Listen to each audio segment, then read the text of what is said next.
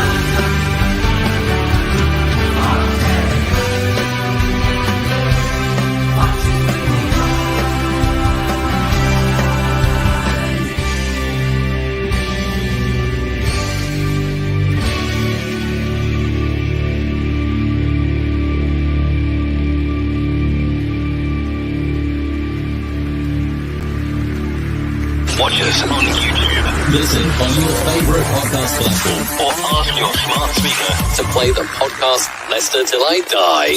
Right, Chris. All right. Oh, I'm all right. Let me press the right button. There we go. Good afternoon, good evening, good morning, good day, goodbye, hello. Welcome along. Yeah, we did one of these before, and it was, we enjoyed doing it. It proved quite popular. So we'll do another one. We're going to be looking, as you can see there, at yesterday's game. Middlesbrough 1, Leicester City 0. Bad day at the office, again, or the start of a worrying trend. I say that because, and look, I'm not panicking too much, but we've got to face facts. 12 matches he was at Parma as manager. 16 is had at Leicester. Did we learn anything from the Leeds defeat? That's what we're going to be discussing. I've got my co-host with me who's ready, raring to go. I can see he's in the green room. So let's do this. It's not as nice when we lose, but here we go. Here's the review show. Middlesbrough 1, Leicester City 0.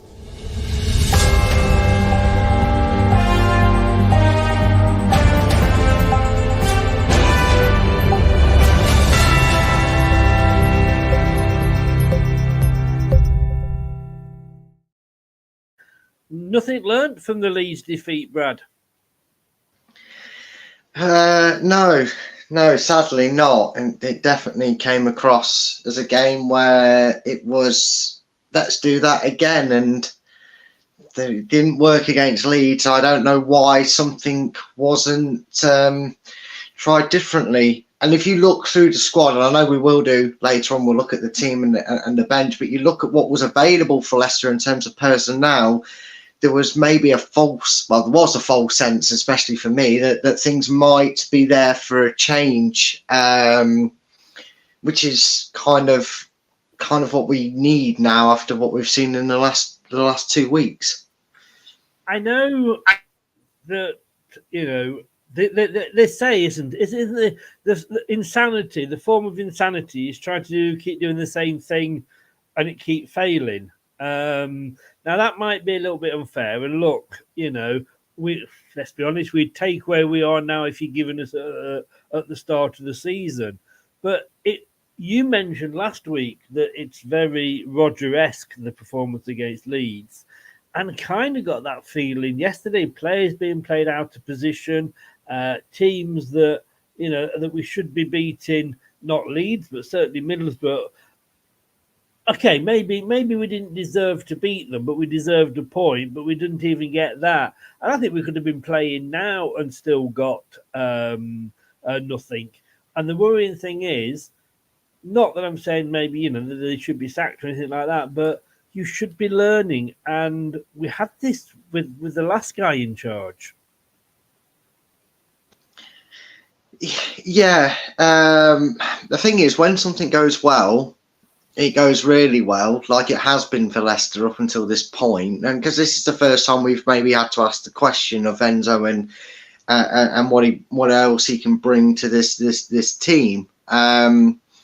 Because when it's going well, it's hard to look past needing a reason to change, isn't it? You know, you're winning games, whether it's 1-0 or 4-0, it doesn't matter. You're winning games, you're top of the league, you're starting to cut adrift from the division. And I think, again, a little bit of complacency, if you will, a little bit of, a little bit of, I can't think of the word. They seem relaxed. They seem too casual for the last two games, as if it was just going to happen. I think maybe a little bit of arrogance is the word I was looking for, kind of set in, and it's costing us a little bit because two different styles of play, and they've both walked away taking 3 points off Leicester City, which is, something we was getting a bit chip on our shoulder about, for the last, 13 games beforehand. It's a little bit concerning. And just say hi to Jim. How you doing?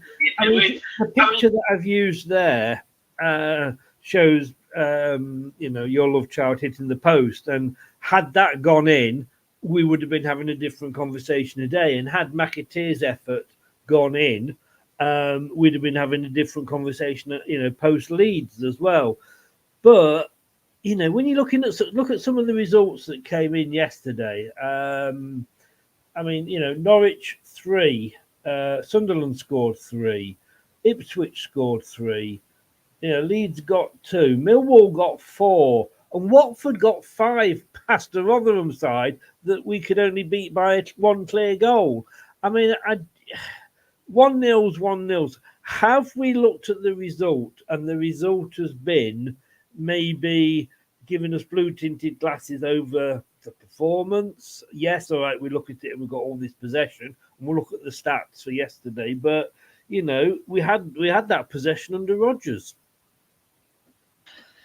I think so a little bit, but you also have to remember in any division, when you're a new side, whether that's through downfall of relegation like we had, or whether you're promoted up from the division above, your instinct is don't really care what scoreline is in them first 7 or 8 games. We need to get a good start under our belt, and obviously a relegated side, there's more pressure on them to bounce back because the book is, they make you the favourites, the pundits make you the favourites because you're going down at that point with a Premier League squad, and even though they didn't survive in it, but you know what I mean, Premier League players, and you're expected to do well and definitely be there or thereabouts at the worst case. So did we maybe get a bit carried away? Maybe a little bit, but I don't think it was for the wrong reasons. I don't think we were sitting there going, oh, yeah, smash Rotherham. And it's like, no, you only won 2-1. I think it was a case of, doesn't matter that we didn't play that well. If this is how we're playing when we're at 20%, 10%, 15%, then it can only get better. And I think, unfortunately, we've come to a point where we're rubbing our hands going, oh, yes, we're going to start getting better now. This is where Leeds will come at us and we'll beat them. And even if they don't and we get a point or whatever, we'll go to Middlesbrough and we'll beat them. It's like, well, I thought we were supposed to be better at 60%, 70%. We've gone backwards, if anything. Have we reset to 5%? Because it just seemed a little bit like, just when we thought we'd turn the corner, it's not happened for Leicester. They've gone back a couple of steps. Have we? And we'll be going through the tactics in more detail later. You'll talk us through those and the squad and everything. But looking at yesterday, it's like, have we got? Oh yeah, well, yesterday we had 13 players. There was more available, but we didn't use those. But we'll come on to that. Did we have 13 players who thought they were messy out there because they're trying to do little things that just weren't coming off? Yeah, again, I think complacency, I think maybe a little bit of hero syndrome came into them players. And I think sometimes, I've made this point in the post-match, I think sometimes we were very we were very wary of not doing what was asked of us. And what I mean by that is when a manager sets you out to pass the ball around, wait, be patient, I think sometimes some players have a natural instinct. Winks certainly seems to have it about him. He does seem a bit timid to show it on the pitch, but there's something about the way he lines his body up to open up the defence, to think he's going to think to shoot. And obviously we know Dewsbury Hall is looking to be the next James Maddison for us, in a sense of scoring goals and providing goals as well. But I just felt that yesterday, maybe it was in the back of the minds about Leeds that these are trying to sit deep and counter-attack. If I have a shot and it pings right for them, we're low on numbers, so I've got to make the pass. I've got to try that extravagant through ball. And it was frustrating to see, and it was frustrating for the players on the pitch. And for me, I just feel like maybe Enzo needs to, and it sounds so simple, but sometimes players are so ingrained in a way that they don't even use the think, they don't use that, and they don't think logically. And I think sometimes he needs to go, look, we want to pass it around and be nice and drag the opposition around, but if you back yourself, have a go. Because I think over the last 2 or 3 games, maybe even more than that, even if we've had 9 shots, I felt we could have had 18, and we've just not been taking chances and opportunities. And you look at some of the goals we've scored, Chris, they're not exactly tap-ins, are they? They're edge of the box goals or just inside the box. And we've seemed to have been fearing away from having a shot that goes a little bit against the grain of the Enzo way, if you will. A few points there raised by Derek and Jim regarding Daka, and I'm not ignoring you guys. What we'll do is we'll park that, and we'll come back to that at the end of the show, because it is a point that's worth discussing. Have we, Brad, become? And I said this yesterday, and I said it after Leeds. Have we become a victim of our own success a little bit? Is the fact that, look, 16 games in, we've lost 3.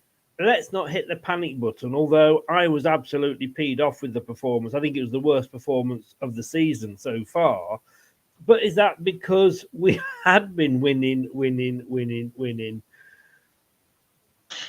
Yeah, I think that's obviously played a part with the fan side of things. I don't think Enzo and the players will let it get to them too much. I mean, they've got 2 weeks now to dwell on it, think about it, and maybe that's what Enzo was hoping for. Maybe a little bit Enzo was going, right, international breaks after this game. Let's get through this. Let's try and get a win. If not, let's get a point. And put the Leeds result behind us. And then during these next few weeks, we can work on something different, because as fans, we get complacent, don't we? We get used to away, we get used to winning. And when something doesn't happen that way, it's a bit of a culture shock. Now, those fans that are maybe going a bit over the top and saying this person needs to go, this player needs dropping and that one, I'd rather have the shock of going, oh, God, we've lost a few games than last season when it was, oh, God, we're drawing. What's going on? We actually might not lose a game. Last season we were actually falling over ourselves because we actually weren't losing a game after 3.5 minutes like we were near enough every game last season. So I think maybe we need to get over the shock and kind of just, things don't change. It's like anything, isn't it? You do a job over and over again, and if all of a sudden the way you do something stops working, you need time to figure out a way to change it to make sure it works, whether that's an added job responsibility so you can't get your jobs done in the time you're doing. You've got to figure out how to do it, and then it's on you to find that way. We've got to remember, like you said, Chris, if you add his time at Parma, he's not even a half-season manager in full-term experience. So he's, as well as these players, this manager is learning on the job as well. And if you said to me, somebody who's only had barely 28 games experience in full-time management has become your manager for less than for just over half of them, and he has you top of the table by 8 points. You told me that in August, Chris. I'd snap your hand off for him. So yes, 2 back-to-back defeats are bad, but it's not as bad as we're panicking about as fans. No, I mean, I did, and I was one of those, because like I say, I know a lot of what I say is for reaction purposes, as every pundit on every radio station, TV station, YouTube channel is. You know, I mean, Mark Goldbridge doesn't react the way he does for the fun. He knows that he's going to get a reaction. He gets a reaction. He gets more people watching.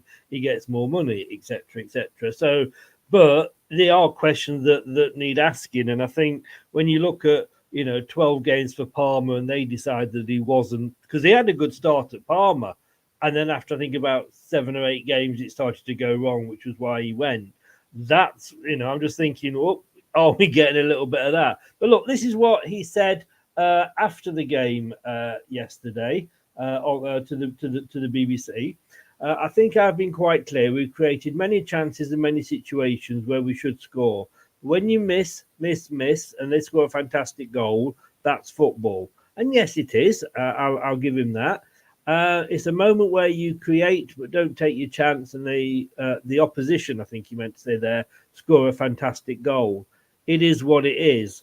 Maybe he could have chosen his language better there, and I'll give him the benefit of the doubt that English isn't his first language, but coming out with a phrase like, well, it is what it is, I don't think is what fans want to hear. To be honest, I thought we were in control of the game, created 5 or 6 clear chances and many situations where we missed the last pass. The players are annoyed because we lost, and it's normal to be like that. I can't say we deserved to win. I don't think we deserved to win at all. I think we probably deserved a draw. It was two teams out there that neither of which could hold on to the ball. Thoughts on what he said there, Brad? Yeah, I'm going to forgive him for his lack or poor choice of words, if you will. I think we all know what he's basically saying. He's just that, you've got to give credit to him. That's, English, like you said, isn't his natural language. So we get what he's meaning. He's probably just used the worst terminology for it. He's not like he's sat there going, I ain't bothered. He's saying that's just football.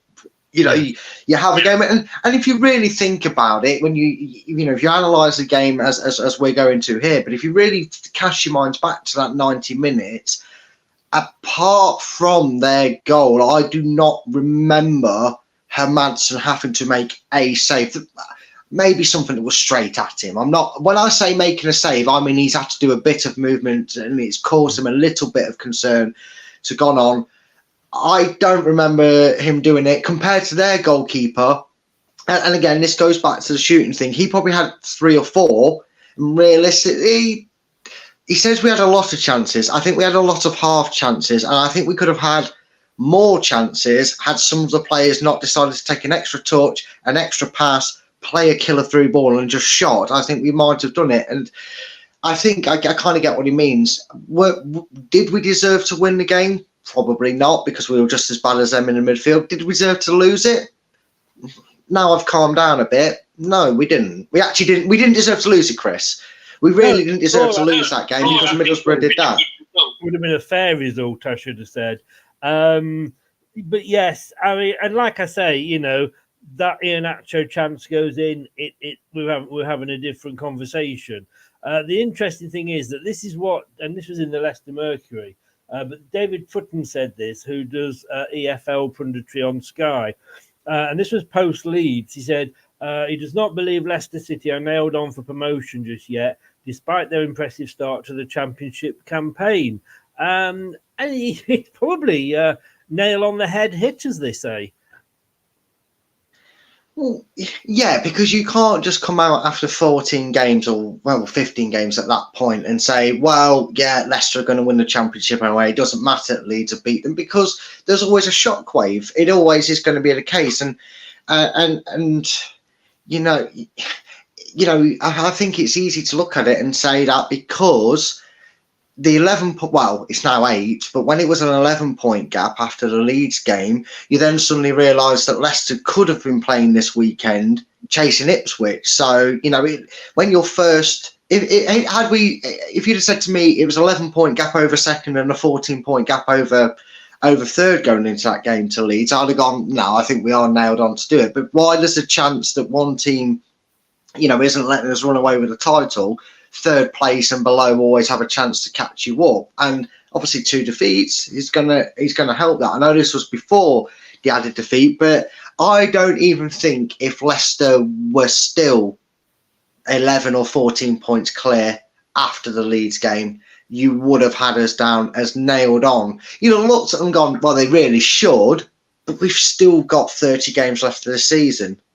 And that's after the Middlesbrough game. That's 30 games. That is still, 3/4 of the season. We are only a quarter of the way through. I don't. You will remember more than I do, Chris. I only watched the VHS tapes. For you young viewers, that's a video thing that you have to push into it and rewind it, sit back and everything. But when I was a knee high to a grasshopper, as you would say, I watched the Brian Little era. And you know which one I'm on about, Chris? I'm sure you will. We was top at Christmas of the Division 1. For you young viewers, the Championship. We were top of Division 1 by Christmas. We were absolutely cruising.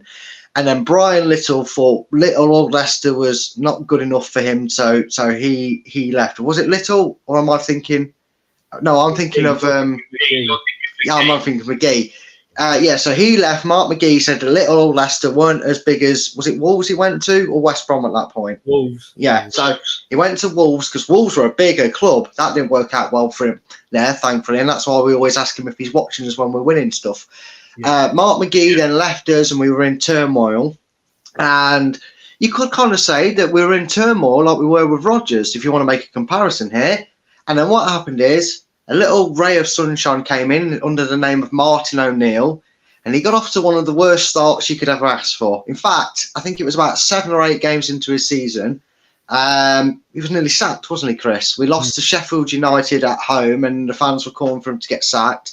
And he actually came out and did a mass press conference, if I remember, in the car park.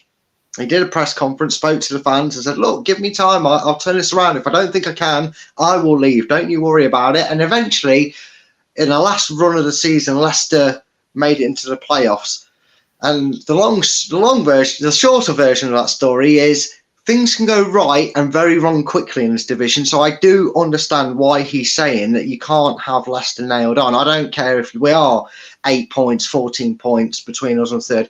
We are still a quarter of the way of the season. And if a team can be top at Christmas and barely make the playoffs, we all know what happened, of course. We won the playoffs, but you know what I mean? If we can go from up here at Christmas and then just about hanging on by our fingertips, you cannot ever nail on a title or an automatic spot in that going. Maybe some fans should go and review them seasons actually and remember that. Sometimes, Brad, you do talk sense. Not often. I do have to make. In fact, let me 1 second. I'll just get the diary out and make a note of that. You spoke sense today. But no, you do. I mean, and when you look at this division, I mean, you look at yesterday's results. You got 4 results correct. 4. Not results. 4 win losses draw. Yeah, I got the outcome right, but not the score. That's the word. I only got 6. So that's out of 12 games. That's shows what a mad division it is. Where we're going down here, looking, Preston beating Blackburn, Norwich coming back from Cardiff, Swansea, nearly getting a point at Ipswich. And like you say, Ipswich managing to drop, 4 points over 2 games. And that, we wouldn't have been top now if that hadn't have happened. And just looking out of interest, I mean, it's no different if you go up a division. I mean, today, Sheffield United held Brighton to a 1-1 draw. West Ham 3, Forest 2. That was close. And the other day, last week, it was Luton holding Liverpool to a 1-1 draw. And this is the worrying thing, of course, Burnley are now bottom of the Premier League. So we always have to take that as a warning. And I've been saying that right from the start, haven't I? Don't forget, look what's happening to Burnley this season.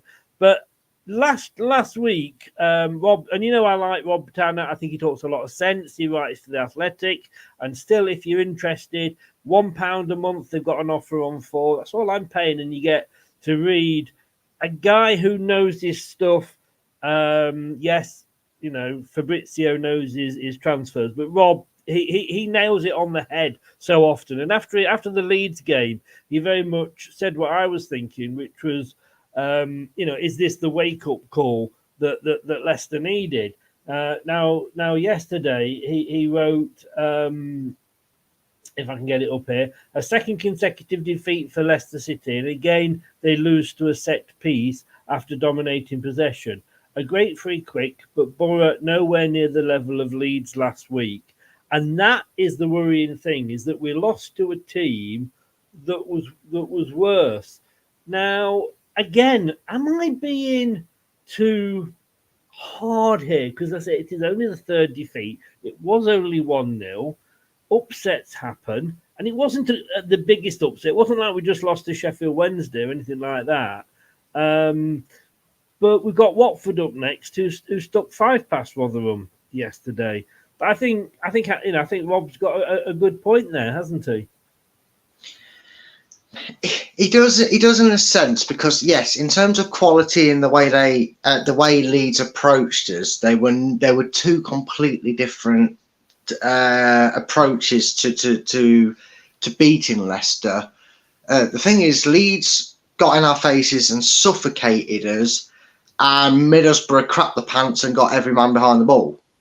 They did, and they did, in fairness to them, what Bristol City, QPR and Rotherham did, but all failed to come away with something. Whereas Middlesbrough had less quality than Leeds, but probably had the right quality in a weird sense to try and do what Rotherham and QPR did and Bristol did and get away with it. And it wasn't actually, if you really want to compare it to, Chris, and we didn't have as many chances, but it wasn't too dissimilar to the way that Hull went about beating us. We'll crap our pants and make sure every man, dog, woman, child, and everything, they're not getting thrown overboard, but they're, kitchen sink is being thrown at at Leicester in a defensive sense, and we'll try and nick it at the other end. And all right, they got it in a worldie of a free kick way. That can't be helped. I don't care if you're Leicester, if you're Scarborough, Scarborough or your Man City. If you get a free kick put past you like that, that's where you kind of go, there's nothing you can do about it. No, of course you're not. And it's opposed, so it could have gone either. It could have come out. Yeah, exactly. And that's the thing. You take that goal out of the equation. That goal kind of felt like, literally, I was watching it, as you know, with my dad, and I said, after all that's gone on in this game, this is going in. He'll put it to the. And I'm thinking from a keeper's perspective. I'm looking at Hamadson. I'm thinking he's going to go to his far right, which is obviously the left-hand side for the free kick taker, and he might get a hand to it, he'll hit the post and go in. And the stream we was watching it on was obviously half a second behind it, because as I did that, I picked up my phone and bang, it said goal. And I was like, told you, they're fucking going to score it. And my dad went, oh, they won't. Bang. And it's just sod's law. The game where I was sitting there going, oh, well, first draw of the season, take that, get rid of it. I know we'll get on to this incident, but at that point I was saying well done Chowdhury for the foul he committed. I'm sure we'll talk about that in a little bit. So I'll save my rant for that there, mate. But also at the end of the day, we now need to go away, and we've been beaten by 2 different approaches. So I think now we'll see Enzo's credentials. You can't really judge his credentials on Leeds and Middlesbrough. What you need to judge him on now is how he goes about Watford, Sheffield Wednesday, West Brom. How does he get these players to respond? Because if you ask any manager that's worth their salt, if a manager goes, right, okay, teams have figured out how to potentially stop us when we play like this, so when that happens, I need you lot to be able to do this, because they won't know how to handle that, and we need to be interchangeable throughout the game. And that's something that substitutions might be able to influence. Again, we'll probably talk about that in a minute or two, so I'll save that for there. Derek is just saying there about Borough losing the last game. I think you get it. They did lose to Stoke, but it wasn't the last game. Just bringing this is sort of the form table up. Okay, the banner's going across the bottom one, but we weren't playing a team that you can see there.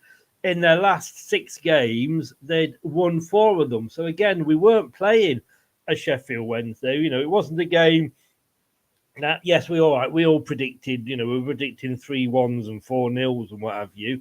But, you know, you know, I think that was more sort of blue tinted spectacles than anything. But let me just get rid of that now, and then we can get back on. We said about we've got the break now. I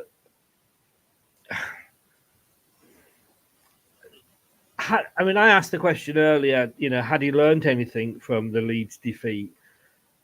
We've had a week and a day, so because we've had 8 days, we played Leeds on the Friday, so we've had 8 days to actually try and get things right and look at that defeat and see where things went wrong. And he's had all the squad available. We've now got 2 weeks when half the squad's probably going to be away on international duty. Is it going to really make any difference? Yeah, it can do, because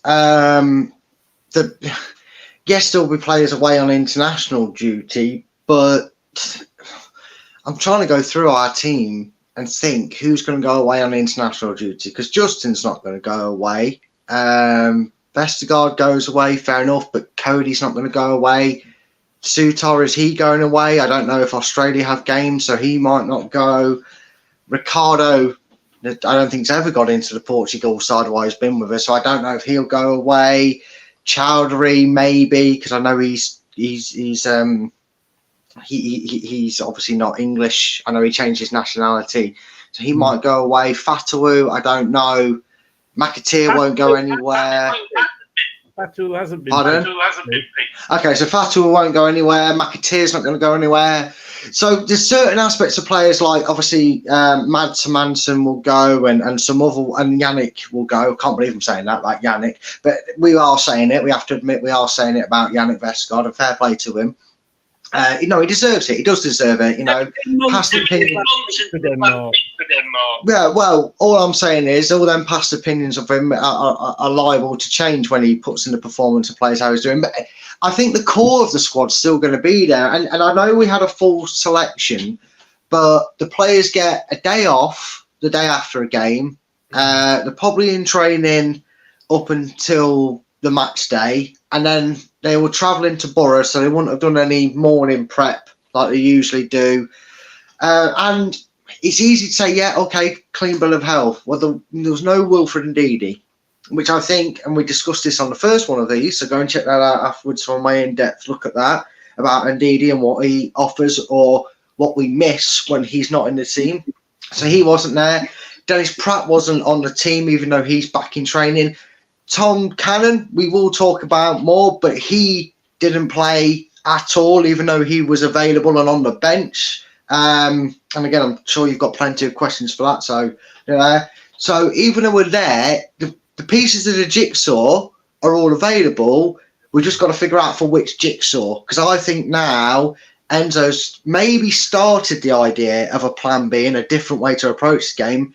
But you cannot decide and do that and implement it in a week. You can't do that in 4 days, because you take all the aspects of day off, travelling day, and that it's not 8 days they have to prepare for it, because the eighth day is the game day. So you probably have 3, 4. I'm just picking at it to be an arsehole. But you are. Yeah, I am. But you'll probably find that maybe he's working it on the background. It's all about familiarity. And if these players are kind of like, you got to remember, these players spent 7, 8, 9 weeks before a ball was kicked in the division working on this tactic, working on this passing game, working on this formation and style of play that we have seen throughout these 16 games. And if you've only just started to go, okay, now I need to have a plan B, you can't just do it within a week or even 2 weeks. He may have even been trying it beforehand. We don't know. But we will see over these international breaks, because, yes, we're going to have a Vestergaard and a Madsen and maybe 1 or 2 others that go out, maybe Cassidy. Yeah, but the majority of these players will be there to work on it. And those that come back in, well, what we're going to do, tell Madsen, right, when we're playing I'll give you an example. If he comes back and he goes, all right, Mads, we've got Watford at the weekend. Welcome back. Good to see you back with below health. By the way, we're changing our tactic. We're going 4-4-2. I'm giving it the Mike Bassett treatment. So instead of playing it out of the back, kick it out long. That's all Mads is going to get told to do different. You know what I mean? It's not too much to tweak for an individual. You can catch an individual up over a training session or two. It's a whole squad that you need to get on sync. So if they do change something up, which I hope they do, or work on something in the background, they have got 2 weeks now to really go at it. The table there, as you can see, we were 11 points above third. We're now only 11 points above seventh. 39 points, joint top, better on goal difference, though. Leeds only 8 points behind us. And Southampton have come up as well. Preston are sort of up and down like a yo-yo, to be honest with you. 1 week they're in the top 7, the next week they're not. But looking at that, and we'll come on to form in a second, but looking at that, had Leeds not had the awful start that they did, where players didn't want to play and they were having trouble behind the scenes, Leeds would probably be up there with us now if they hadn't had such an awful start. If Southampton had got some form of consistency, they would have been up there with us, at the start. Middlesbrough were a team that were in the top 7 last week, and they were in the playoffs last season.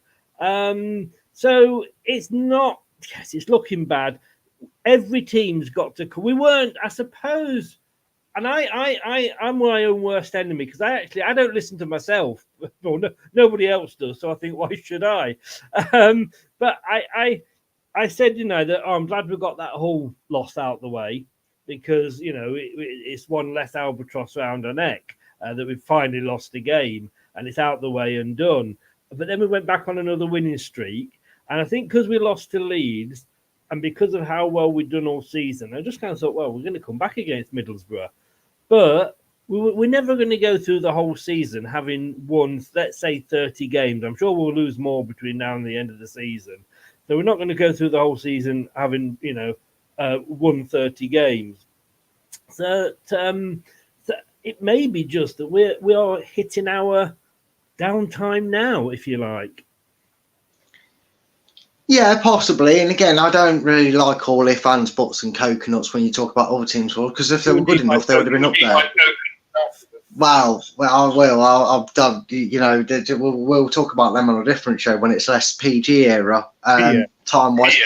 But no, that's a Leeds problem that they weren't up to scratch and ready for the start of the season. It's a Middlesbrough problem that they got slow and had a playoff, missing out on a playoff hangover. We can only, like you said, because you can only beat what's in front of you, and we can only start. What were we supposed to go? Oh, well, no, hold on a minute.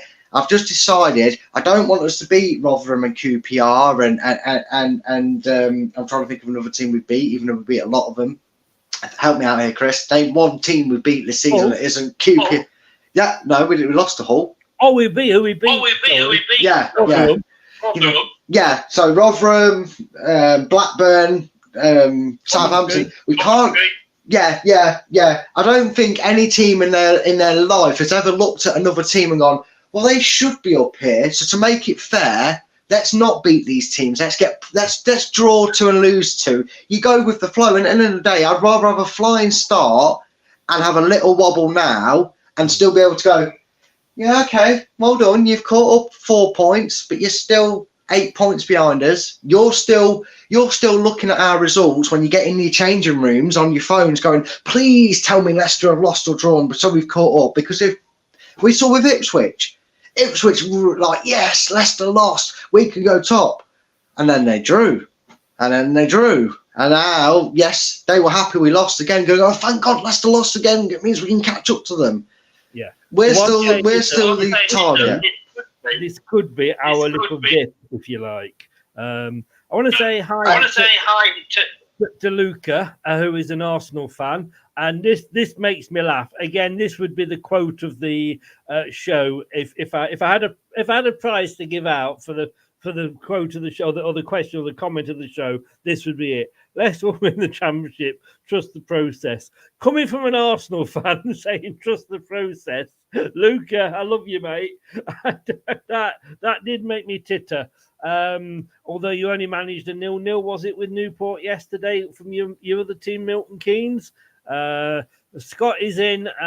We'll probably look at that at the end, though, Scott. And Jim, some guy on Twitter was saying Enzo out. Look, I don't go that far. I haven't been that silly. I've asked the question because it's my job, as you see, and people have to realise if I sit here and go, Enzo only played 12 games at Parma, they got rid of him. He's only played 16 with us.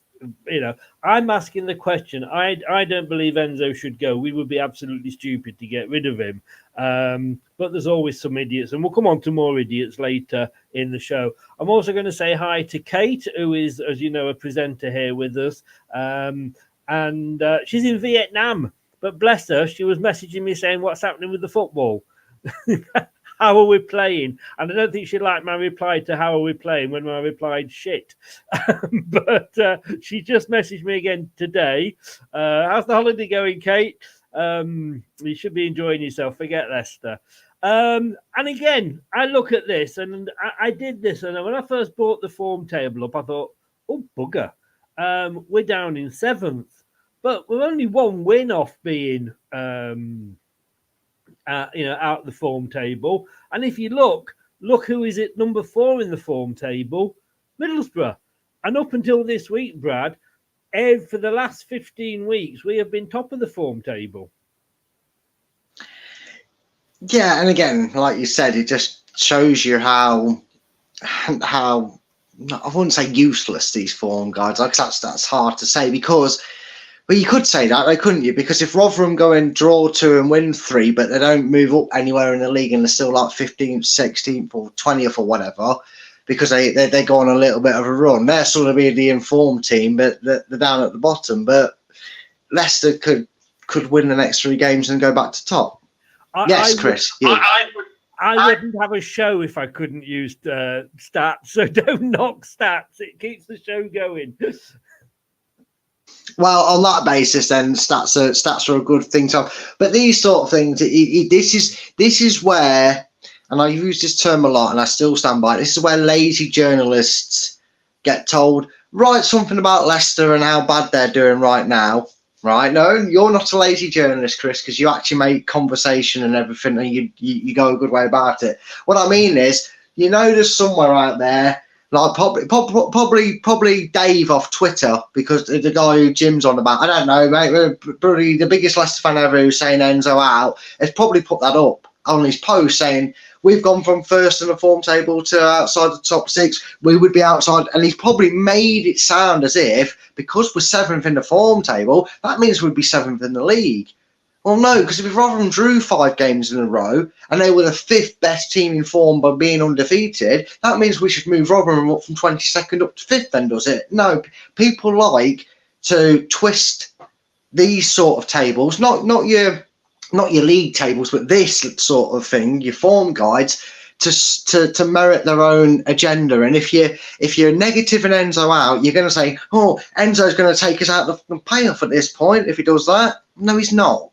Like you said, Chris, a win would put us back top of it if other teams are up.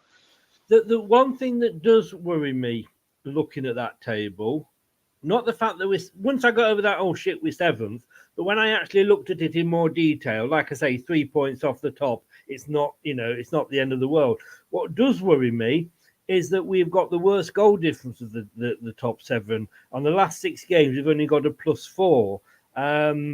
Where the games that were knocking 3 and 4 past the team seem to have dried up a little bit. Maybe that's something that needs to be looked at. And maybe we'll come on to that when we get into your tactic. Michael says here, in reality, Leicester should never have been relegated last season. It was Leicester's only really poor season over the course of several years. Look, you get relegated because you deserve to get relegated at the end of the day. There is no team that is ever too good to go down. Yes, you have one bad season. It's that bad season that gets you relegated. We got relegated because we deserve to get relegated. And it's as simple as that. I know where you're coming from, Michael, but we got what we deserved, basically. What is a concern is we're having lots of possession, we're not having many. Well, we're going to be coming, like I say, on to... but I am saving some questions. I just said to Scott there, if I don't answer questions straight away, it's because I am thinking, well, we'll come to talk about that at the end as we go through. So whatever the little picture is at the top is what we're kind of talking about at the moment. Hiya, hee, how are you doing? I know I've said it before. I'm going to say it again. At Christmas, he changed his name to Ho Ho. There we go. Got it out the way. Done and dusted. Right.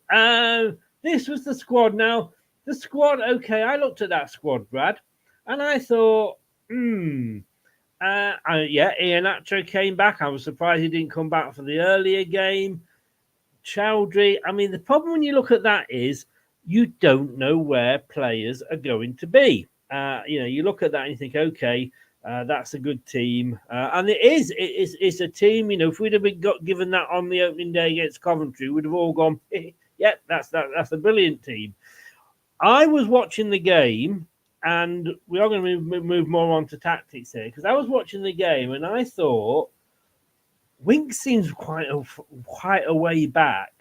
And then I went on today onto the Leicester City site, and when they put the lineups up under the game, they actually put it as goalkeeper, defenders, midfielders, and strikers, which meant basically that looking at how they got it, they had got us, and this is the LCFC site, so it's not something that I've just plucked out of the air. Our own website, our own team did this. Had us as a 4-3-3. They had McAteer at right back. They had Chowdhury on the right wing, and they had Piera on the right up front. And that actually has been borne out by sort of a few things that have been said on Leicestershire Live. I mean, are we? Before I actually go mad, should we say, well, at least he was trying something different, or should we be saying, what the hell was he doing, having McAteer technically at right back, but trying to do that Piera role? And to be honest with you, I think he's not ready to do that role yet. That was a long question. I accept that. Unmute yourself, mate. Yeah, I think it's a bit of both in a weird way. I think you're a little bit saying, well, yeah, he's trying something new there, but he's trying too much, if you will. Because for me, if you want to put Pereira as the winger, because Pereira's quite good, he did that a lot for us over his time here. He's been very good at doing the overlapping, and if you put him in a position where he doesn't have to go up and down the wing for 90 minutes, he probably plays the 90 minutes like he did. But for me, stick Chowdhury at right back and give McAteer that free roam in the midfield, because I think you shackle McAteer. I think what we learned from Chowdhury, and I've discussed this before on the first one of these shows that we did about Chowdhury, the difference between him and Cassidy and Ndidi.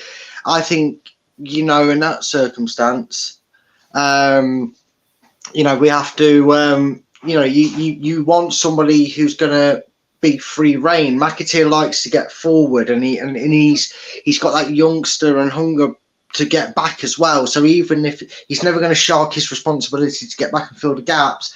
And for me, Chowdhury was in a position where he did his defensive work absolutely fine. Even with the free kick he gave away, it was. We've talked about it enough. We'll talk about it again in a minute. But for me, we missed a drive forward. I think Leicester, and there was a comment that he put in, and I think a few others have said it, and I do agree to a point. He's my love child, but Ian actually didn't have a good game. But I think that was down to the tactics. I think because we had two defensive-minded midfielders in that midfield alongside Dewsbury Hall, and I'm talking Winks here as the other defensive-minded midfielder, because he didn't drive us forward as he has been doing recently that often. I think it kind of meant that Leicester played a low line press, and what that meant is instead of Leicester being very spread out throughout the field and moving the ball into sections, We didn't have a high line defence that were moving the ball to the halfway line. They were deeper. We had a midfield that were coming back deeper and sitting on the halfway line almost. And the wingers and strikers were practically, Scott had the comment up there, practically Ian Atcher at some point was playing as a number 8 or a false 9. He wasn't playing as a striker, and Mavididi and Pereira were picking up the ball a lot deeper, and it really restricted Leicester's movement. Now, I know people could say, well, Borough put 11 men behind the ball, Brad. How else are they supposed to do it? Well, you get into them. You get into their half, you get amongst their bodies, you get them second-guessing where you're going, you get them a little bit uncomfortable. If you do to them what Leeds did to us and put the pressure on them, then gaps open up. And I think we were very, very passive when we needed to be aggressive. And if you put Chowdhury where McAteer was, I think we get a better outcome for the way we go about making the game and progress forward. Last time we had a bald-headed, one of the last times we had a bald-headed manager, we had problems with round peg in square hole. Is your mute not working? Okay.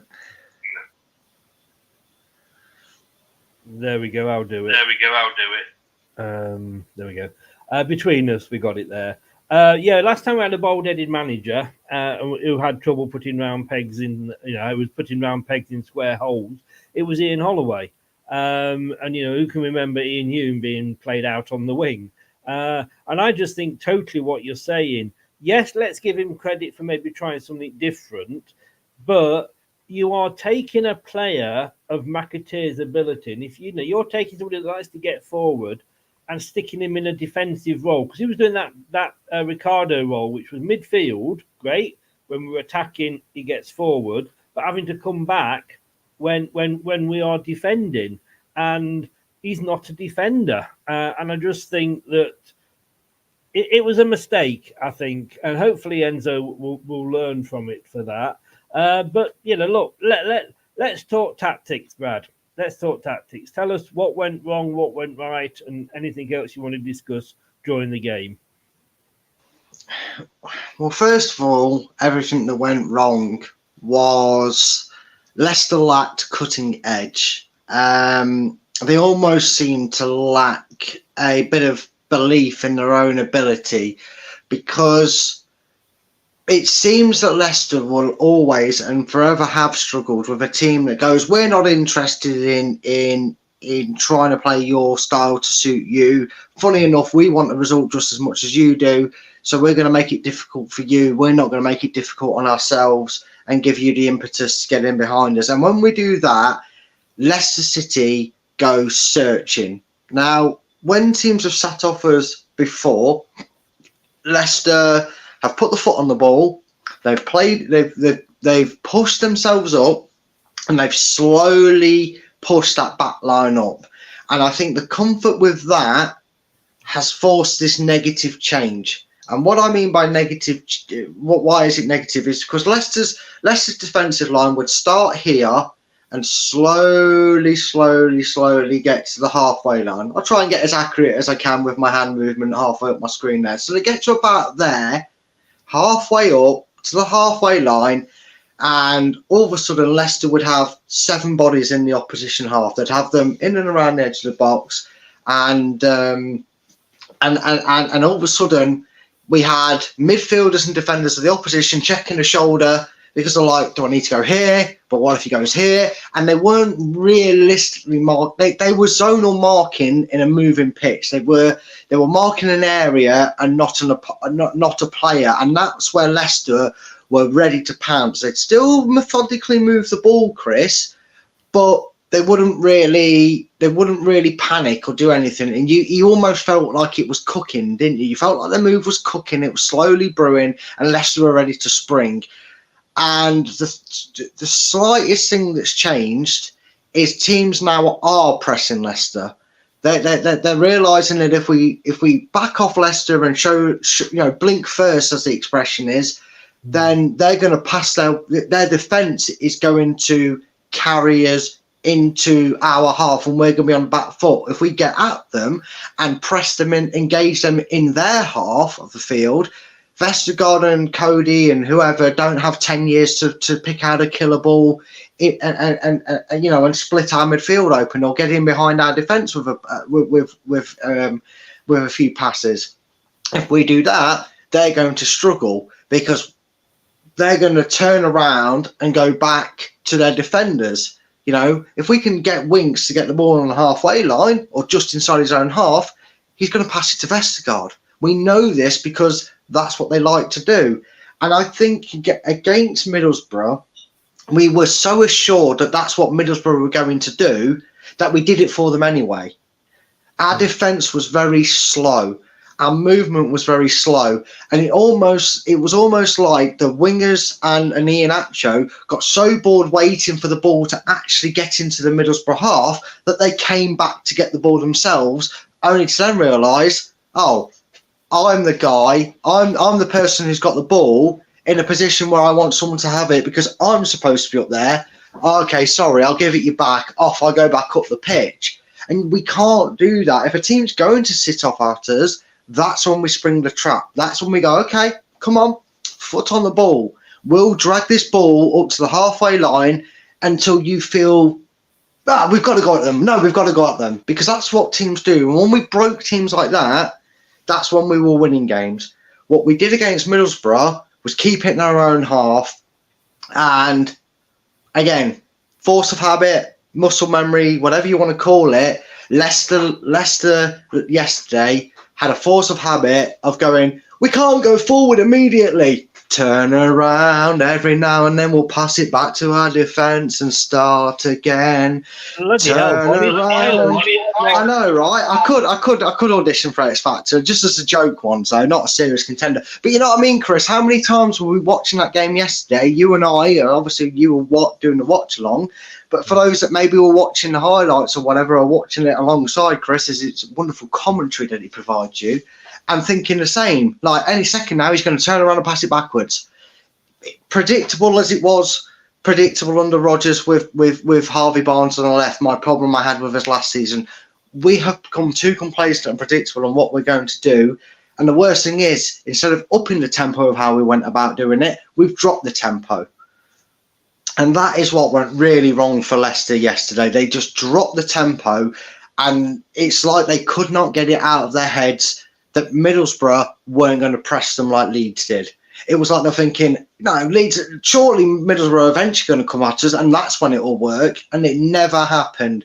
And that's the worrying thing about Enzo not having a plan B, because at 60 minutes, Chris, there was 3 changes that should have been made. The Mavididi should have come off. I think he had a bad game. I think we should have put Tom Cannon on, because it was pointless having him on the bench and saying he's ready to play if he's not going to put him on. Yes, people will instantly say Vardy. That's neither here nor there. I think you maybe could have taken Iheanacho off and put Daka on, or Vardy if you want to do that. I don't actually think. I think when we became a 2 up front, even though it wasn't for long, Iheanacho, when he was freed up a bit, was actually a bit better than he was throughout the game. But maybe that's my personal bias.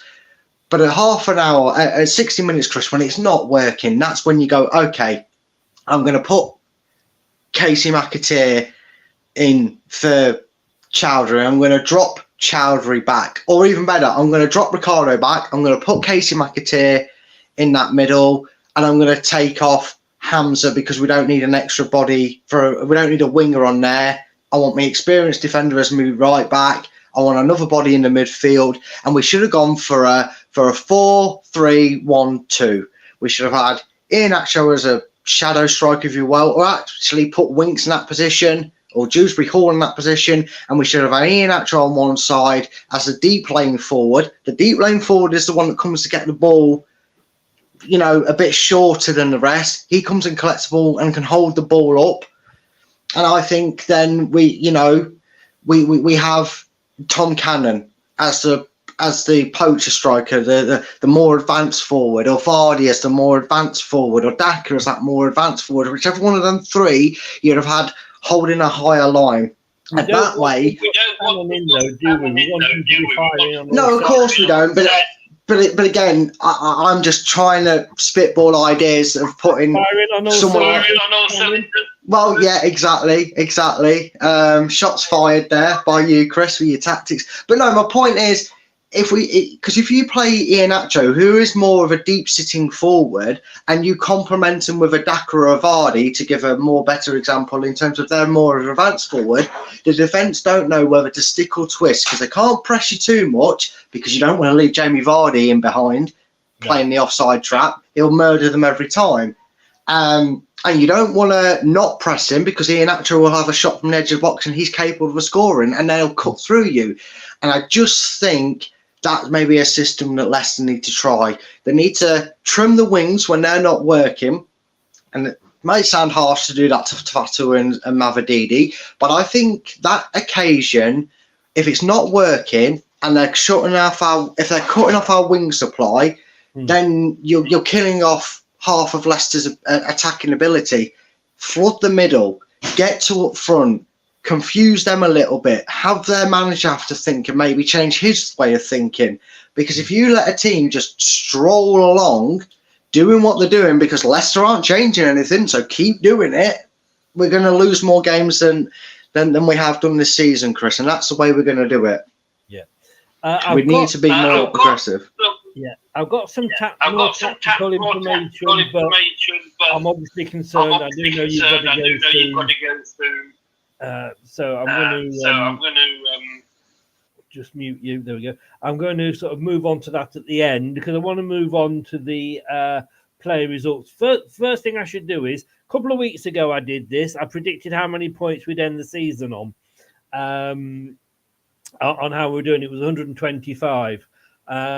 This week, it's come down to 112. So we're going in the wrong direction. But it's a long season. So what we're going to do now is we're going to compare player ratings in as much as we know I know what Jordan's given them from the Leicester Mercury, Leicestershire Live. I've got my ratings and Brad's going to give his and we'll just see how they compare. And guys, get your ratings flooding into the chat. We won't bring them up because there'll be so many, but do get them in. Let us start, as always, at the back. Part of your union, Mads Hermansson. What have you given him, Brad? Like I said earlier in the show, didn't actually have a lot to do, and unfortunately, the one thing he had to really do was pick the ball out of his net from a free kick. I'd give him a 5, really. Oh. Okay. I don't think he was at fault for anything.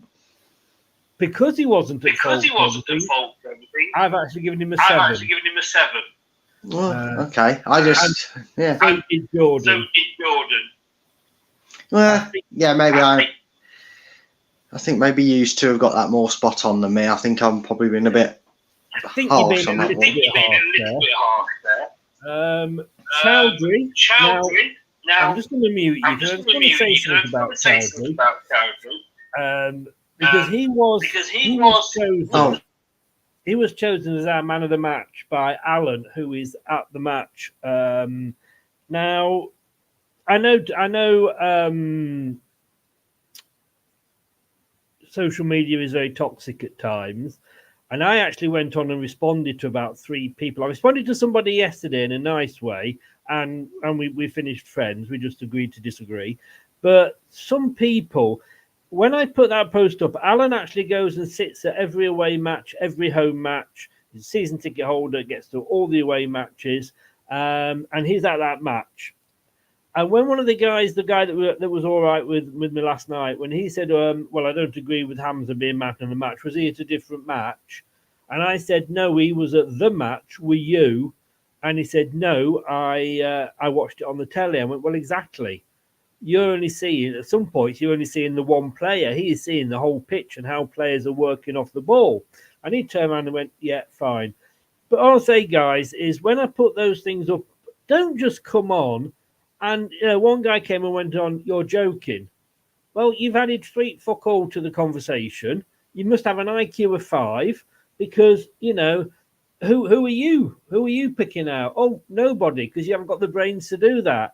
And there was 2 or 3, and I actually did reply to them. And I actually went on and deleted them, to be honest with you, because I was a bit embarrassed by what I'd said to them. But, if you want to be, well, Brad described them as knuckle draggers. I describe them as having low IQs. If you're going to disagree with what's put up, then have an opinion. It isn't about opinions, but if you haven't got your own opinion, shut the fuck up. Just come on and go, yeah, I don't think Hamza did very well. I think it should have been whoever. And we'll go, yeah, fair point. Maybe he was in the offing too. But Chowdhury was his man of the match, although Alan did sort of say it was a difficult one to choose. But how much have you given Chowdhury? Sake. I double tapped it now. Double tapped it.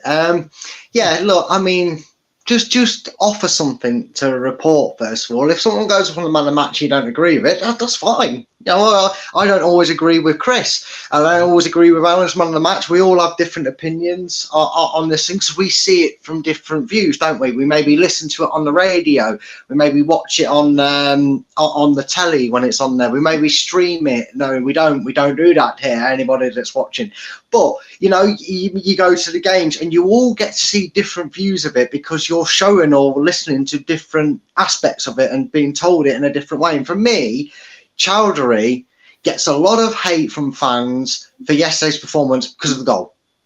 I would have talked to these fans and said, "Oh, he was rubbish. His foul cost us a goal." So let's say he doesn't make that challenge, and that ball gets played through to Borough fans who were screaming at the fact the referee pulled it back. By the way, I'd like to add that to these people that are blaming Hamza for our defeat and saying he's crap and tear up his contract. They wanted to play on advantage because their bloke was through on goal and probably would have scored a hell of a lot easier goal than the free kick, right? If that free kick, and you got to remember that when you say things about free kicks and that, does that a million times, he'll score 2 of them, right? If that free kick goes into row Z or straight down Hamadson's throat, you'd all be sat there going, "Oh, yes, Hamza, great job. Professional foul. Did it right. Tactical. That was it. Don't let them throw on goal. Give them a free kick. It's a lot harder to score a free kick than a one-on-one." And we were going, "Well, got away with a point. Take that. Thank you, Hamza Chowdhury." And none of you would have batted. I'm not saying people listening right now were saying this. I'm just saying it to these people. Don't think I'm having a go at any of you watching the chat. And you won't be sat here slagging Hamza Chowdhury sideways for his performance, because he was my man of the match, Chris, and he gets a 7 from me. 7 for you. The funny thing is, anybody that knows that Brad's, I think we're together here. I'm trying to. It won't. I'll do you off, mate. All right, give us a mute then, mate. There he goes. Brad talked so much sense. I'm back. Oh, it's unmuted again. What's going on? I didn't do anything. Right, let's try it now. Don't touch it until it's your turn to talk. I need to have that little boards up, don't I? The funny thing is, anybody who knows, Brad's love child is Iheanacho. Mine is Vestergaard. And well done, Yannick, on getting back into the Denmark squad after 17 months. Fully deserved. But it was actually his back heel. What God knows what he was trying to do. But it was his back heel. Whoops, he's gone. It was his back heel that actually put Hamza in and forced him to make that tackle. Now, I'm sorry, if you listen to the radio, and in fairness, the guy that was arguing with me yesterday actually, was big enough to say fair point. Jerry Taggart, who you may remember is a ex-Premier League defender, actually said Hamza had to make that challenge. He said, you can't be sure, but the chances are that guy would have gone on to score. Why did he have to make that challenge? Because Vestergaard, who this guy had said should have been man of the match, actually played Chowdhury into trouble. And I said at the start, and I said on the description earlier, on the watch along yesterday, are our players thinking they're all Lionel Messi's these days? But no, I've agreed with you, Brad. I've given Chowdhury 7. He was my man of the match. And actually, although I do put it up on Facebook and Twitter, and maybe I need to stop doing that, and then it doesn't give the knuckle Braggers a chance to cause trouble. We actually discuss it at the end of the watch along, don't we? And we get your opinion, who you listen to it generally on the radio. Me, I'm watching on TV. Kate comes on when she's at the matches, and she's been at the match. And so it's all, and we all quite often will come up with different man of the matches because of the way, as you quite rightly said, Brad. It's the way we all see things. So interesting. So Jordan gave him 6, but look, 6, 7, it's there or thereabouts. Faz, Brad. Started off okay. For a while was probably our better defender in terms of some blocks, the way he read the ball at times, but he faded during the game, and during that little bit of spell, he kind of gave the ball away and nearly cost us. We got good recovery rates by some players like Winks and Chowdhury and Justin at times that got him out of trouble. He was a 6 though, because he did have a good start to the game. He just deteriorated as the game went on, so I give him a 6. You gave him a 6. You've agreed with Jordan, but I know you're mad fool. But you've disagreed with me because I've only given him a 5. But look, like we said, 5, 6, 6, 7. But I've given him a 5. Like I said before, my love child. I just think he's playing so well this season. He's playing how he should have been played. He's playing for a manager that knows what he can do. That plays him in the right position. Just got back into the Denmark squad, as we said. Yannick, but his back heel did lead to the free kick that gave the goal away. Yeah, a costly mistake by a usually composed Vestergaard. Some of the things in that game were very uncharacteristic of Vestergaard. He didn't keep himself composed. Sometimes on the ball, his passes were wayward at times as well. For all the praise he's earned off us both, especially you, Chris, over the last 15 games, not his best performance. I'd struggle to think of one that was worse than that. And I'm not saying he was terrible, but I'm just saying compared to the standards he's been delivering in performances of recent weeks, that one was probably one of his lower ones, if not his lowest one. And for me, I'm going to give him a 5. A 5. Now that is interesting because I gave him a 6 for exactly the same reasons that you did. Normally I'm giving him 8s and 9s, so in context. In fact, I've still got Wout up there. Let's put Yannick up there. Yeah, I normally give him a quite high, but I've dropped down to 6 because of exactly the same points that you did, and the fact that he was trying to be Lionel Messi and it cost us. Jordan gave him a 7, joint top with Hermansen. Again, I think another moment. So none of us agreed on that one. Next up, James Justin. Not too sure what he did wrong defensively. I don't remember anything badly defensively, but seems to still like that cutting edge going forward. I don't know if that's tactical. You've gone, Brad. I think we have lost Brad. Someone start the car up.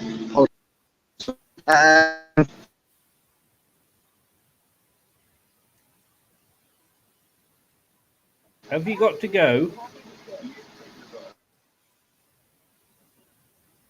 Brad, if you've got to go, I can let you go.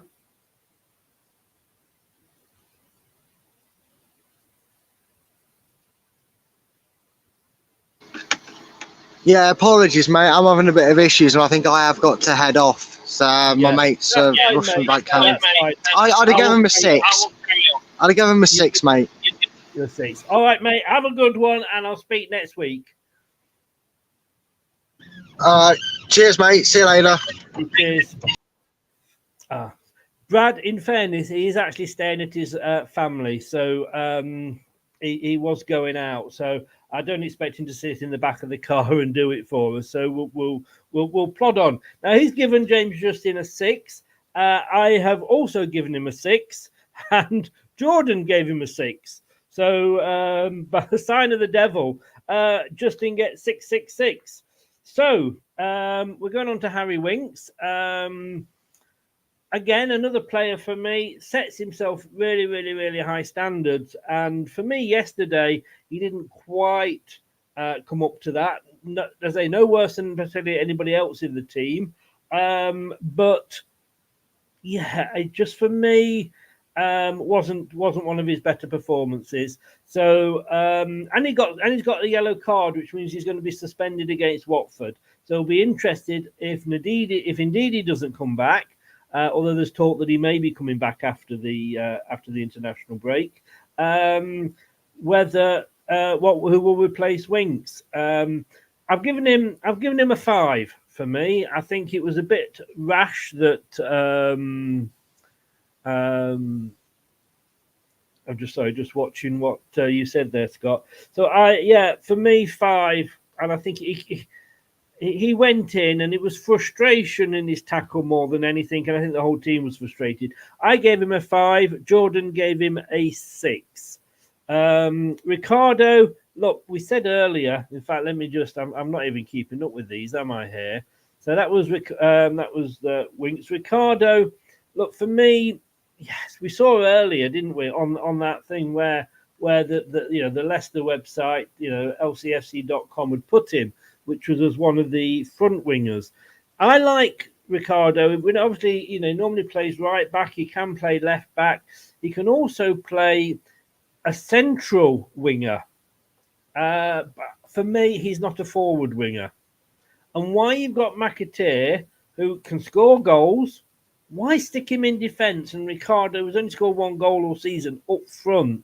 I don't get it. I'm going to say he was trying something different. So I want to give him the benefit of the doubt, Enzo, but I don't understand that at all. So Ricardo gets a 5 for me as well, although he got a 6 off Jordan. So we're pretty much in the ballpark. Dewsbury Hall, we disagree completely. Jordan gave him a 6. I thought it was one of his worst games, and I'm just a little bit worried that Dewsbury Hall is becoming to Enzo what Barnes was becoming to Rodgers. And to quote Craig, Enzo could hang his whole Leicester City career on the plinth of Kieran Dewsbury Hall. Now, we know he's not a bad player, and I'm not saying he is a bad player. What I am saying is that he did not have a good game yesterday. It was one of his worst games yesterday this season. And the thing is as well, is that he didn't have a good game against Leeds. But are we too scared to drop him? Or are we a case of that we've got Ndidi injured, we've got Yunus injured, 2 players that play midfield? Could you not have brought Albrighton on to sit up front with Ricardo dropping back into the midfield, and Winks, Chowdhury holding that middle and Winks and Albrighton? I don't know. To me, Kieran Dewsbury Hall needs a rest. He's going to have a 2-week rest now. Let's see how he comes back, because I'm sure he'll be picked to start against Watford. A good player, but not his best game yesterday. We could say that about a lot of players. Nate, welcome along. You are late. I hope you got a note from your mother. So Jordan gave him 6, and I gave him 4. Now, after Dewsbury Hall, we come to Casey McAteer. We've just been talking about him. We talked about him earlier. What the fuck was he doing at right back, or in that Ricardo role of midfield dropping back into defence? When you've got somebody that does it as well as Ricardo, like I said earlier, Ian Holloway, square pegs, round holes. What was the point? You are taking somebody. It's like sending a lion out to fight and taking his teeth out. You literally are restricting what he can do for us. That, to me, Enzo, bad mistake. He gets 4. He got 4 from Jordan, but for me, he got 4, but not his fault, because he was playing out of position. So to me, I can't blame him for the 4, but he does get a 4.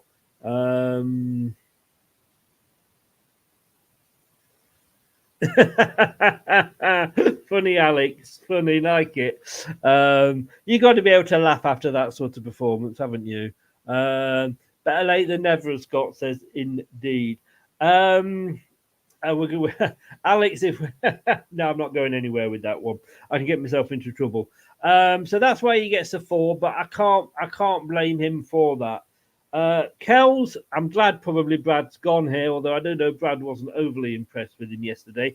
He got a 5 from Jordan. He got a 4 from me. The problem we had when we played Leeds was that we were attacking down the wings and Vardy wasn't in the box. Nobody was in the box. So what is the point of having good strikers, good wingers, when there's nobody there for them to pass the bloody ball to, Enzo? So Iheanacho comes in. How deep was he playing? You two are worrying me now. Why was he playing so deep? I'd love to get his heat map up, actually, and just see. I might do that later. But he was playing very, very deep. I can actually get heat maps up. So we'll have a look at that afterward. But he got a 5 from Jordan. He got a 4 from me. Mavadidi got a 6 from me, only because basically didn't really do much wrong, didn't do much right, didn't do much wrong. He got a 5 from Jordan, so yeah, 5, 6. Like I say, swings and roundabouts on that. When it comes to the substitutions, though, let me just drop that a little bit. There we go. When it comes to substitutions, well, we didn't make many. Why? Again, why? We'd got 5. You allowed 5 substitutes. He did 2. Last week he said, I did 2 against Leeds because I didn't think I could change anything. Well, we lost against Leeds. You did 2 against Middlesbrough. Guess what, Enzo? You fucking lost us the game again. What are you doing? I don't... on the bench, he could have brought Sutar on to play that Mavadidi role and push Mavadidi up forward, more into an attacking role. He could have tried Daka up front. He could have tried Cannon up front. He went for Vardy, who knew? Brings Vardy on with 80 on the 85th minute. Vardy had 7 minutes. Nobody can do much in 7 minutes unless they strike lucky. He's not going to change the game. Cassidy. All right, so he's not had the best of games. But he causes trouble. He runs at players. He might get a penalty. Albrighton. Like I say, bring Ricardo back into the midfield, right? And put Albrighton on up front. Square pegs, square holes, Enzo. Fatawu, for me, gets a 6. Because he at least did brighten things up when he came on. He came on in the 58th minute, and from about the 65th, 70th minute was our best part of the game. So I'm giving Fatawu a 6. Got a 5 from Jordan. Vardy. Now Jordy hasn't given him anything because basically what he says on these players when they come on at the 85th minute, they're not going to make an impression. I gave him a 3, and again, along there with McAteer's rating. That's not because he had a bad game. That's because he just didn't have a chance to do anything, to be honest with you. So for me, Vardy gets a 3, but not his fault. The manager, to me, well, oops, I've gone there. Have I not got him? No, I didn't put him up. But the manager, Enzo, 4. 4 for me. His worst game as a manager for us this season. He had options on the bench to change it. He didn't. Leeds were a good team. Deserved to win, I think. I think they did deserve to win. But there was no way that Middlesbrough really deserved to win. Like I say, a draw would have been fair. We had winning changes on that bench, and he refused to do it. I'll allow him the fact that he's put players in the wrong positions because he was trying that. Alex has come in with Enzo too. I'm guessing that's the female Alex, of course, because you are Nate's mum. So she's come in with 2. Yeah, I've gone 4 because to me it was the worst game of the season for him. So what I'm going to do now is, again, Alan, who was at the match, gave the whole team a 6, which is, I gave them a 6 as well. I did give him a 6. And like I say, Alan's man of the match, who was my man of the match, who was also Brad's man of the match, but he wasn't Luke's man of the match on the show yesterday. But Hamza Chowdhury, Leicester Till I Die's Leicester man of the match. Now, like I say, when I put that up, and I'll just remind people, when I put that up on Twitter and when I put that up on Facebook and Instagram, feel free to disagree. Football is about opinions. We all have opinions. And if you come to me and go, as somebody said, Vestergaard should have been man of the match. Somebody else said Hermansen should have been man of the match. And possibly because they got 7s, which was the highest scores Jordan gave to anybody for the Leicester Mercury. So I don't mind that. We're here to disagree. We're here, me and Brad, we're always disagreeing. We haven't recently for some reason, but we always disagree. Now, if you're going to come on and say, you got to be joking, well, come on, you put your brain in gear if you've got one and say who you think. And I'm not talking to anybody on the chat in here. I'm talking to people that are on Twitter and are on Facebook. Mainly Facebook, I have to say. It is mainly Facebook. But come up with your own man of the match. As he has problems playing Cassidy, doesn't bank too much. Why not leave Ricardo in that position and put McAteer? Nate, go back, rewind 10, 15 minutes. Yeah, we discussed that, mate. So I was going to bring up a few more interesting facts here. So this one is where the attack sides were. 42% came down Middlesbrough's right. So they were up against Justin and Vestergaard on that side. We were pretty even, as you can see there. I'm not going to run through them, but you can see them. Now, this is interesting. The shot directions. We did not have one shot from the right-hand side. So putting Ricardo on that right-hand side, Enzo, hope you're going to come out and say you got it wrong.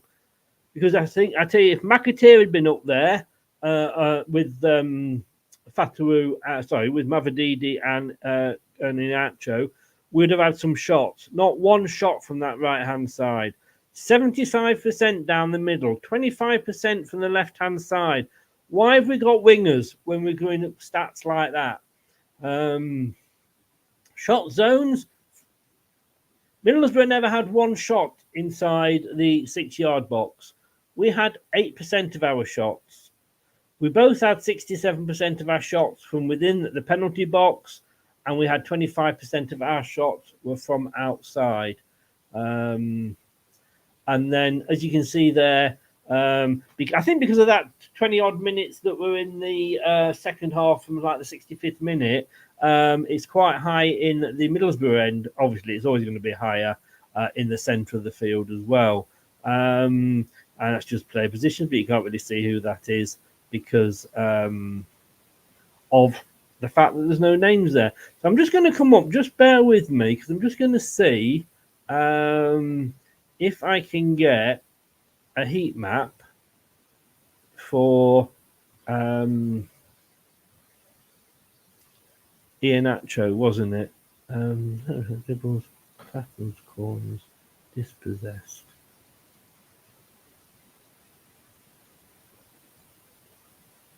There's the heat map. No, there. I'm sure it was that last one actually.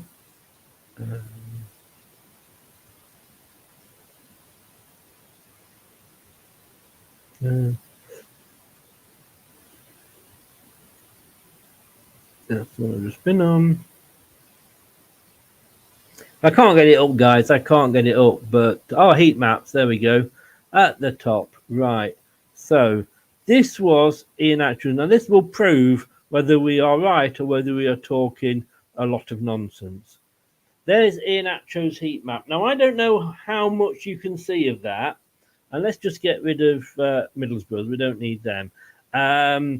It's basically outside the box. So... you can't really see on here, but it's can you guys see that? You might have to look at it very, very carefully. Hi, Mike. How you doing, mate?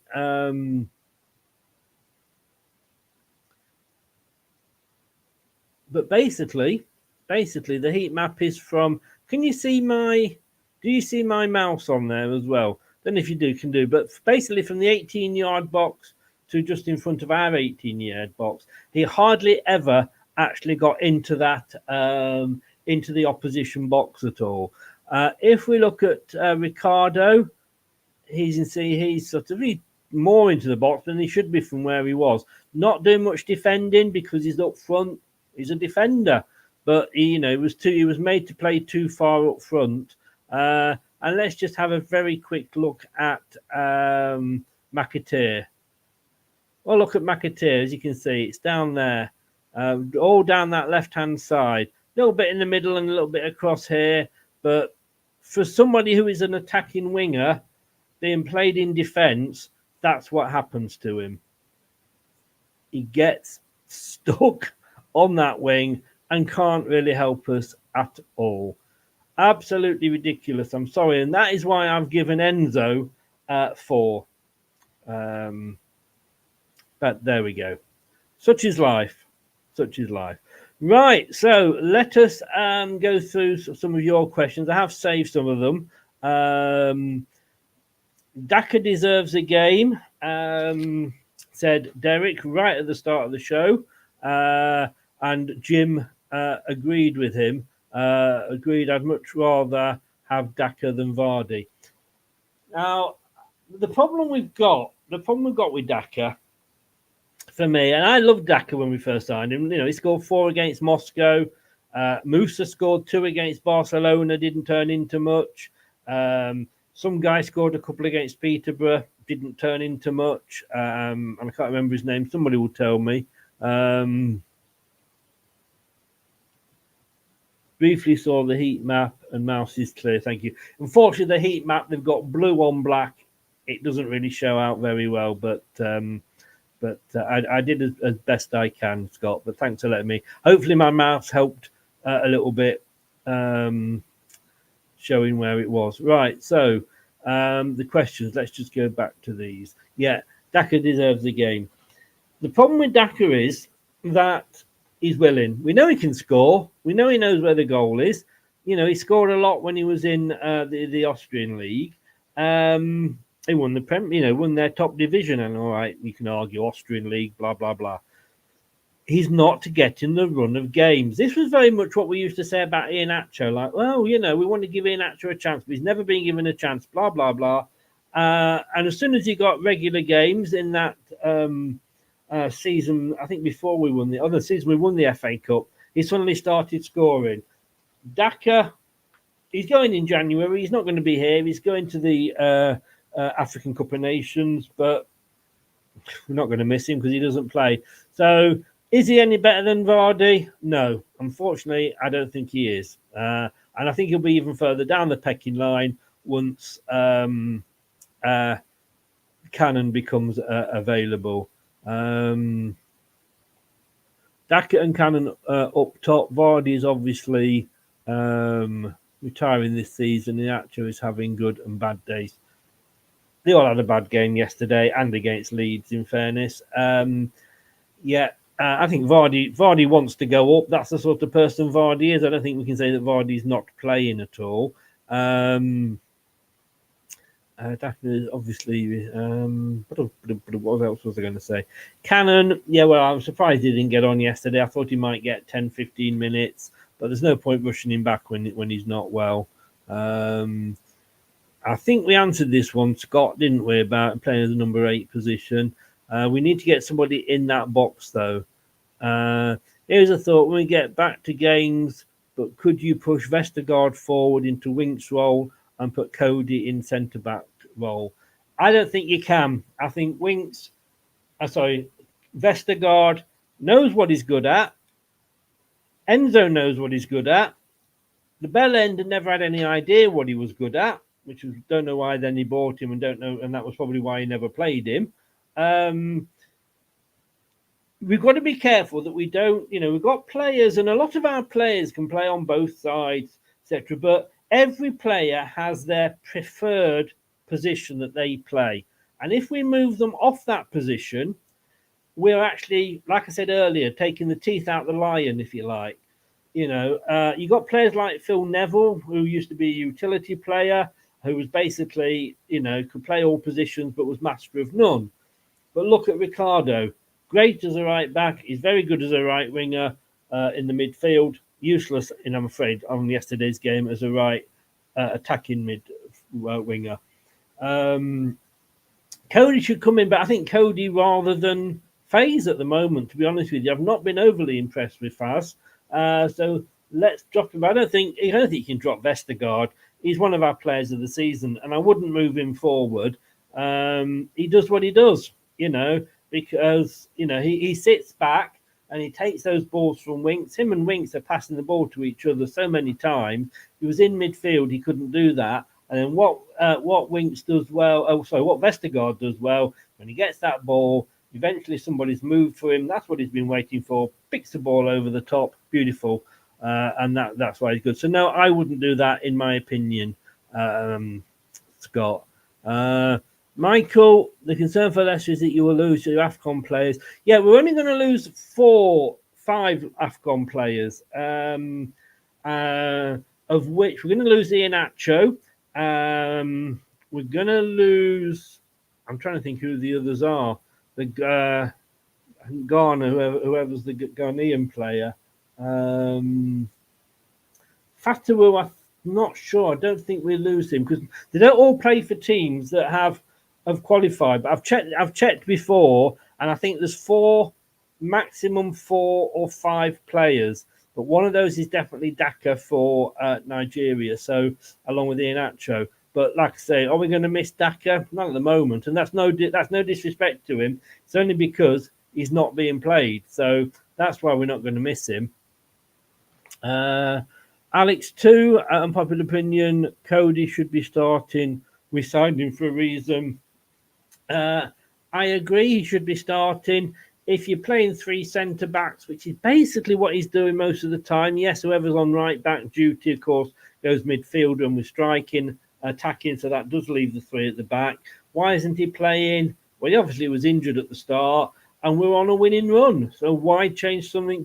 I'm not a believer in saying, well, this player's fit now, he gets into the team. No, you were injured, not your fault, I know, but you were injured, or you were off form.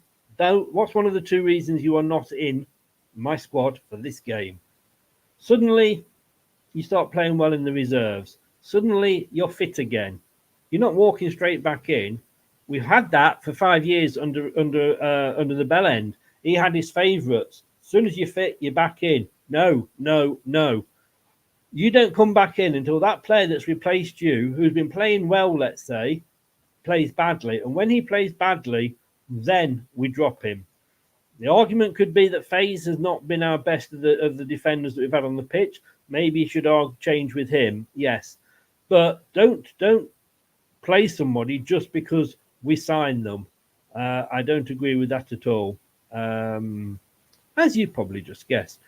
Michael, Leicester have a plus. Yeah. The +7 goal difference was just on the last 6 games.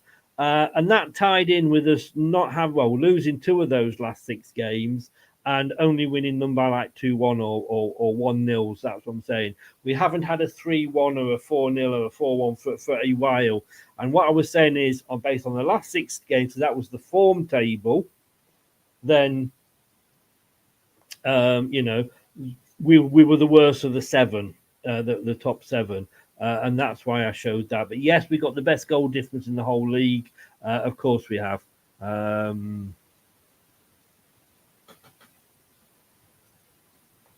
Do Leicester have sufficient funds to invest in the transfer window? I think we do. We've got 80 million for Maddison and Barnes. We didn't spend anywhere near 80 million. We also saved a hell of a lot on wages because if we signed, I don't know these, I can't remember the exact number, but let's say we signed 10 players, we let 15 go. All right, a couple of those were Maddison and Barnes, but 15 players were either released or sold. So certainly on the wages side, we're a lot better off. We've actually got now a smaller squad than we had. I don't think Top will make the same mistakes as last season. I think if Enzo goes and says, right, this is where we need to strengthen, and we're still up there come January, I think Top will back him because I think he's realised he had that mistake where he tried to balance the books last time, and let's be honest with you, that's what you really got to try and do.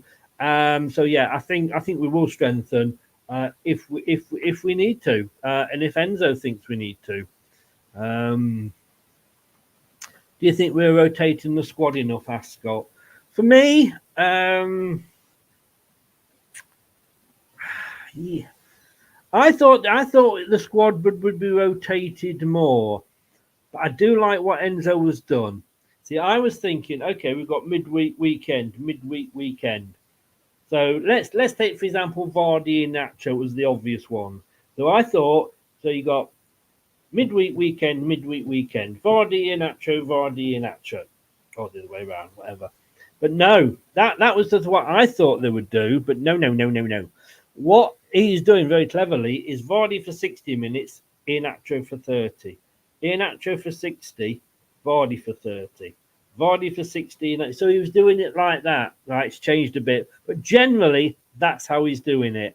And it works. So, and the thing is, at the end of the day, we're all going to sit here and go, well, this player should have been in. I think this should have been done. Hindsight's a wonderful thing. We've sat here and looked at this with great hindsight. And I've looked at this and gone, why the hell was McAteer at the back? This isn't sort of a comparison in any way, but you know, I can remember looking when I used to take my son, and I was a coach of his football team, was one of the coaches, and the main coach said to me, because I was one of the assistants, he said, we went for a competition. One of these day competitions where you play 4 or 5, games at the thing. Just 5 aside. He said, look, you take it today. I'm going to just enjoy myself. You pick the team and do all the tactics and everything. And my son had a really good season as a defender. And we played 2 games and we needed to win the third. And I went, Sean, you're playing up front. And I put Sean up front and he scored 2 goals. We won and qualified for the next round. After that, I left him up front. He didn't score and we got knocked out. Football management, it's a hard thing. So, look, you try these things. Sometimes they come off, sometimes they don't. Like I say, fair play to Enzo for trying it yesterday. Hindsight is the wonderful thing. And I do think he got it wrong on that. Michael, we've been playing players out of position for 23 years. It's the same man behind it, Andrew Neville. Really? I don't think you can blame Andrew Neville at all. Why are you blaming Andrew Neville for playing players out of position? Because he doesn't go into the dressing room at 2:00 on a Saturday and say, Enzo, this is the team you're playing. Enzo, I think you should play Vardy in midfield. He doesn't do that. It's the manager. I agree we've been playing players out of position for a long time, but it is down to individual managers. As I said earlier, a certain Baldy one that we had before, Ian Holloway, Ian Hume on the wing. Ranieri played Musa on the wing. He's a striker. He scored 2 goals against Barcelona. Not a bad team to score 2 goals against. And he played him on the wing, and he's a striker. So, yes, all managers do it. They do. But certainly not blaming Andrew Neville. Sorry, Michael. Daka, Zambia, Iheanacho, and Ndidi, Nigeria, Fatawu, Ghana. Those are the ones we're losing. So,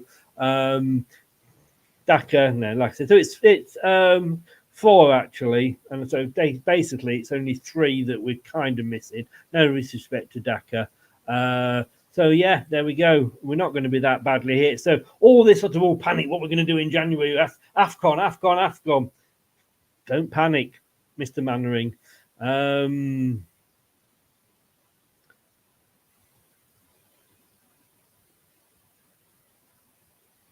Yeah, they are. You know, you buy a player for a position, and you say, you know, you go right. You know, this guy's a left back, this guy's a right back. It's looked at Sumari. You know, we bought him, and then Brendan tried to change him into a box-to-box midfielder, which he wasn't.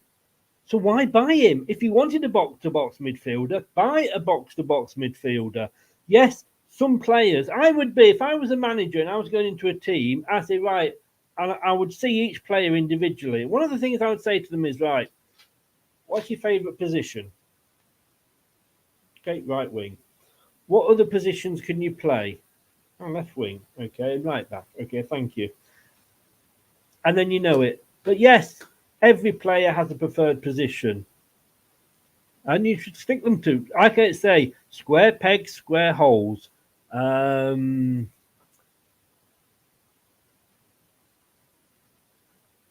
Alto Fatu, Vestergaard, Hermansen, Winks, Akgun, sometimes Iheanacho, the ones who care the most. Yeah, I couldn't argue with that. I think you got to add Vardy onto that. I'm surprised you haven't got Vardy down there. But look, again, how do we know who cares and who doesn't?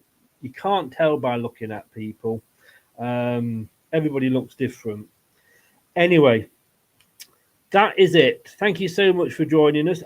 If you like these shows, let me know, because we will do them again. I think this is only the third or fourth we've done, because normally what we do when we do the watch along or the match day live watch along on the match day, certainly on a Saturday, we have the pre-match, the watch along, and then we have the post-match. So we have an instant reaction. With this one, we've actually kind of had time to think, settle down. I was raging yesterday. Tell you what you did. I did miss a question from Scott. If you're still in, Scott, which I think you are. What was your question about the referee? Oh, no, you were asking Brad, weren't you? That was it, about the referee. Don't start me on that one again. But Brad had to go, unfortunately. So sorry. We're in the middle of the points. I couldn't put it to him. So if you do enjoy this particular show, let me know. Put it in the comments or in the comments when we finish. Just put like it, thumbs up. Give it a thumbs up if you like it. Like the video. That will show us. And we want you to do that anyway. But if you like the video, please, because if you don't like something or something's not getting the likes, we'll just stop doing it, because there's no point doing something. Nobody's going to enjoy it. Hopefully you are enjoying it. Thanks to Brad. Like I say, Brad's with his family at the moment. So the fact that he comes on is much appreciated.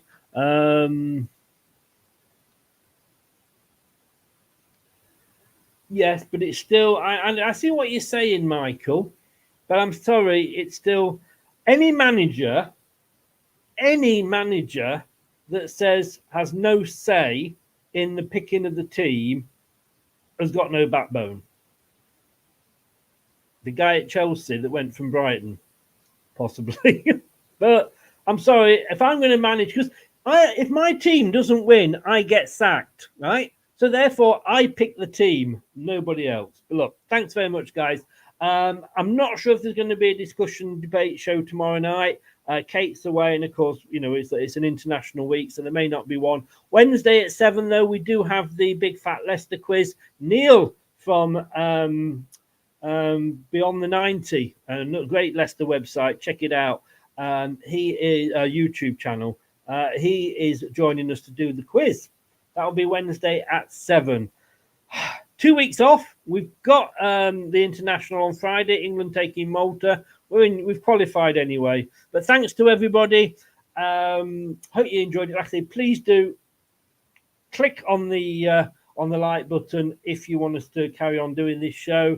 If you're new, you've got to subscribe to sort of chat anyway. That's just one of the rules I have. But if you're new, please do consider subscribing if you haven't. And if you're listening to this via your favourite podcast platform, whichever that may be, your podcast platform of choice, thank you very much. Because we are, as you know, part of the TalkSport network. Thanks very much. Have a great rest of the week. Have a great couple of weeks off if you're going anywhere for the international break. I will see you on Wednesday. Take care. Have a good Sunday night. Bye-bye now. Thanks for watching. These videos are tremendous. You'd better like them too, or I'll be back. This podcast is proud to be part of the TalkSport Fan Network. TalkSport. Powered by fans. That will conclude this evening's entertainment.